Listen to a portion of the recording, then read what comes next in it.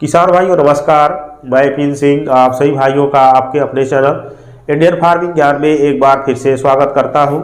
किसान भाइयों, यदि आप सरसों की खेती करते हैं तो आपकी यही इच्छा होती है कि बीज का जमाव बहुत अच्छी तरह से हो, फसल की ग्रोथ बहुत अच्छी तरह से हो और सरसों की जो है बहुत अच्छी पैदावारी भी मिले। सरसों के दानों में जो है तेल की मात्रा भी अधिक हो, जिसकी वजह से जो है अधिक तेल की भी प्राप्ति हो। और बहुत सारे किसान भाई जो है अच्छी पैदावारी लेने में सफल हो जाते हैं।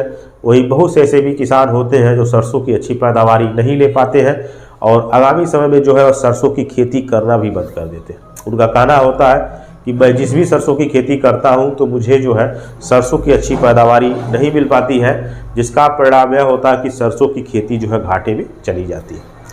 तो क्या कारण होता है कि सरसों की जो है पैदावारी घट जाती है, फसल की अच्छी ग्रोथ नहीं होती है, बीज का जमाव अच्छी तरह से नहीं होता है। तो इन सब चीज़ों के लिए कई कारण होते हैं जिस पर आप ध्यान रख करके जो है आप सरसों की समस्या को दूर कर सकते हैं। पहला कारण क्या होता है कि हम बीज का चुनाव अच्छी तरह से नहीं करते हैं और जो ही बीज पाते हैं उसी की हम बुआई कर देते हैं। बीज चाहे देसी हो, चाहे रिसर्च हो, चाहे हाइब्रिड हो, अच्छे बीज का आप चुनाव करिए। और ख़ास तौर पे देखा जाए तो आज के समय में जो है 80% किसान जो है हाइब्रिड बीज का चुनाव करते हैं। हाइब्रिड बीज से क्या होता है कि अधिक पैदावारी मिलती है सरसों की और इसके दानों में जो है तेल का प्रतिशत भी ज़्यादा होता है। तो आप जो है सरसों की हाइब्रिड बीज का चुनाव आप करिए और हाइब्रिड बीज का चुनाव करने के बाद जो है 1 किलोग्राम प्रति एकड़ जो है बीज का बुआई करिए। अधिक बीज का बुआई कदापि न करिए और पौधे से पौधे के जो बीज का दूरी रखिए वह 12 से 15 सेंटीमीटर का रखिए। यदि 12 से 15 सेंटीमीटर के बीच में जो है कोई अन्य पौधा है तो उस पौधे को जो है उखाड़ करके ख़त्म कर लीजिए, यानी कि बिरलीकरण कर लीजिए।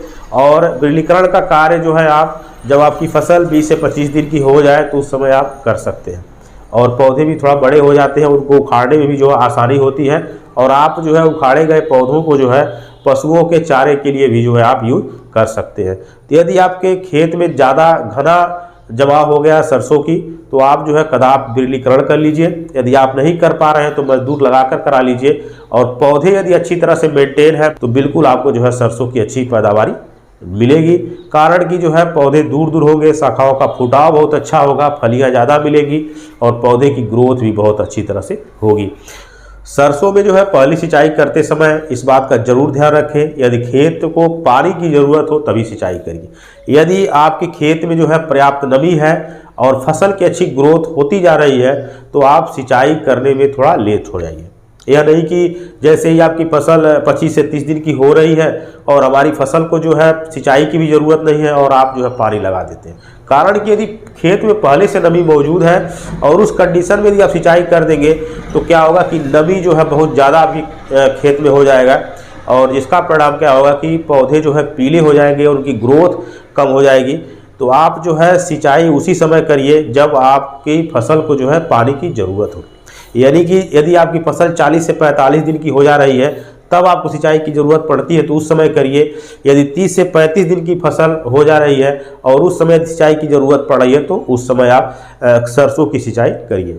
अनावश्यक सिंचाई से भी बचिए और एक सिंचाई भी यदि आप अपनी सरसों की फसल में कर देंगे तो भी आपकी फसल बहुत अच्छी तरह से ग्रोथ करेगी और आपको जो है सरसों की अच्छी पैदावारी भी मिलेगी। तो सिंचाई का विशेष ध्यान रखें। यदि पानी की ज़रूरत हो तभी सिंचाई करें, यदि फसल को पानी की ज़रूरत नहीं है तो कदाप सिंचाई से बचें। सरसों की पहली सिंचाई करते समय जो है कुछ किसान भाई क्या करते हैं कि सरसों की फसल को जो है यूरिया दे देते हैं और यूरिया देने के बाद जो है 4 से 5 घंटे बाद पानी चला देते हैं। तो यूरिया देना ठीक है, सिंचाई से पहले भी दे सकते हैं, कोई दिक्कत की बात नहीं है। लेकिन यदि आपका खेत समतल है तभी आप जो है अपनी फसल को यूरिया दीजिए। यदि खेत समतल नहीं है तो कदाप ये अपनी फसल को जो है सिंचाई से पहले यूरिया मत दीजिए।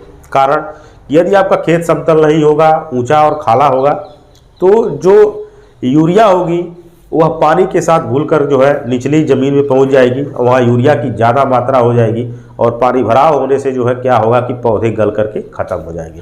तो पहले यूरिया देने का जो है आपको यह साइड इफेक्ट देखने को मिलेगा। इसलिए जो है यदि आपका खेत समतल नहीं है तो आप जो है सिंचाई से पहले जो है यूरिया मत दीजिए। सबसे अच्छा क्या होगा कि जो है सरसों की सिंचाई करने के बाद यूरिया दीजिए जैसे ही आप सरसों की सिंचाई कर लेते हैं और 4 से 5 दिन का समय बीतता है तो आप जो है खेत में जाकर के देख लीजिए, यदि पैर टिकता हो तो आप जो है अपनी सरसों की फसल को जो है यूरिया दे सकते हैं।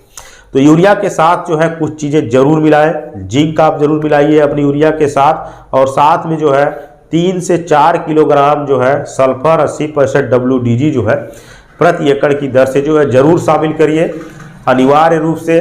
तभी आपको जो है सरसों की पैदावारी भी अच्छी तरह से मिलेगी और फसल की अच्छी ग्रोथ भी होगी और फसल में जो है बीमारियों का अटैक भी नहीं होगा, जिसका परिणाम ये होगा कि दानों में तेल का प्रतिशत भी जो है बढ़ जाएगा और दाने भी जो है बोल्ड और चमकदार होंगे। तो आप जो है पहली यूरिया के साथ जो है सल्फर की मात्रा जो है अनिवार्य रूप से दीजिए और इसका जो है आपको बहुत अच्छा बेनिफिट मिलेगा। जो भी किसान भाई जो है सरसों की अच्छी पैदावारी लेते हैं तो अपनी फसल को जो है सल्फर जरूर देते हैं। सब कुछ करने के बाद जो है जब हमारी सरसों की फसल में जो है फलियां लगनी शुरू होती है तो हमारी फलियों पे जो है माहो कीट का अटैक होता है। और माहो कीट को तो जानते ही हैं कि इनका काम है रस को चूस करके पौधे को कमज़ोर करना, और सरसों की फसल में जो है पैदावारी घटाने का काम जो है सबसे अधिक माहो कीट ही करता है। तो माहो कीट का जो है नियंत्रण जरूर करें यदि आपकी सरसों की फसल में जो है माहो कीट का अटैक दिख रहा हो। और माहो कीट के अटैक को ख़त्म करने के लिए जो है आप इमिडाक्लोपरिड का जो है स्प्रे जो है कर सकते हैं। बहुत सारी दवाएं जो है मार्केट में माहो कीट के नियंत्रण के लिए मौजूद है। आप किसी का भी जो है चुनाव माहो कीट के नियंत्रण के लिए कर सकते हैं। तो माहो कीट का जो है नियंत्रण जरूर करें। यदि माहो कीट का नियंत्रण नहीं करेंगे तो निश्चित तौर पे जो है सरसों की पैदावारी जो है घट जाएगी। तो यह कुछ कारण है, आप विशेष रूप से ध्यान रखें यदि आप सरसों की खेती करते हैं, और ज़रूर अपनी फसल में जो है इन सब बातों का ध्यान रखते हुए आगे बढ़ें, तभी आपको जो है सरसों की अच्छी पैदावारी मिलेगी। तो किसान भाइयों, जानकारी कैसी लगी कमेंट में ज़रूर बताएं। अगले वीडियो में जो है एक नई जानकारी लेकर फिर मिलेंगे, तब तक के लिए धन्यवाद।